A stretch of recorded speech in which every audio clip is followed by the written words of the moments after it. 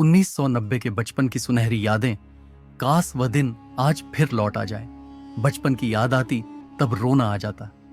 एक 1990 में लोग रोटी और चीनी को बड़े चाव से खाते थे, खासकर गांवों और छोटे शहरों में। उस समय शुगर की अधिकता के बारे में ज्यादा जागरूकता नहीं थी, इसलिए मीठे स्वाद को पसंद किया जाता था। आमतौर पर गरम गरम रोटी पर देसी घी लगाया जाता और फिर उस पर चीनी बुरक दी जाती। कुछ लोग रोटी के टुकड़े करके उसे चीनी के घोल या दूध में भिगोकर खाते थे। बच्चों के लिए यह खास तौर पर पसंदीदा नाश्ता होता था। गर्मी की रातों में 90 के दशक में लोग अपने घरों के आंगन में सोना पसंद करते थे। उन दिनों में बिजली की कटौती आम थी, जिससे पंखे और कूलर का उपयोग संभव नहीं होता था। इसलिए लोग चारपाई या दरी बिछाकर खुले आसमान के नीचे सोते थे। रात में ठंडी हवा चलती थी जो सुकून देती थी। परिवार के सभी लोग एक साथ होते, जिससे आपसी प्रेम और बातचीत का माहौल बनता था। बच्चे दादी नानी से कहानियां सुनते और तारों को गिनते हुए सो जाते।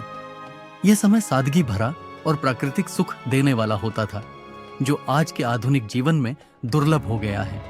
जब चिमनियां जलाकर पढ़ाई की जाती थी, तब विद्यार्थी मिट्टी के तेल या लकड़ी से जलने वाले दियों और लालटेन का उपयोग करते थे। बिजली की कमी वाले ग्रामीण क्षेत्रों में यह आम था।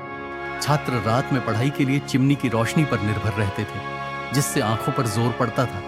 फिर भी शिक्षा के प्रति समर्पण के कारण वे कठिन परिस्थितियों में भी पढ़ाई जारी रखते थे। के दशक में बैंड बाजे का खास महत्व था।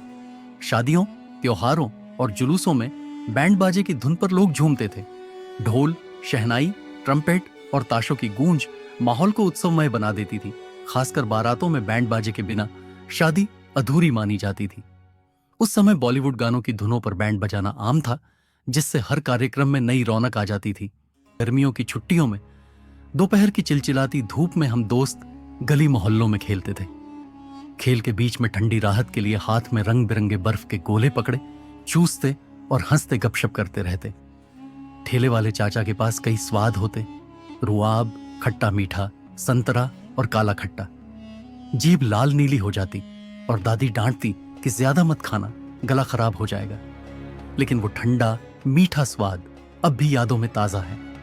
छह में तकनीक इतनी विकसित नहीं थी, लेकिन लोग अपनी रचनात्मकता से मनोरंजन करते थे। एक पतली रस्सी और 2 डिब्बों से बना टेलीफोन बच्चों का पसंदीदा खेल था, जिसमें एक छोर पर बोले गए शब्द दूसरे छोर तक सुनाई देते थे। यह दौर दोस्ती, सादगी और मासूमियत से भरा था, जब लोग मोबाइल और इंटरनेट के बिना भी खुश रहते थे। डाबर लाल दंत मंजन बहुत लोकप्रिय था, खासकर भारतीय घरों में। उस समय कई लोग टूथपेस्ट की बजाय दंत मंजन पाउडर का इस्तेमाल करते थे।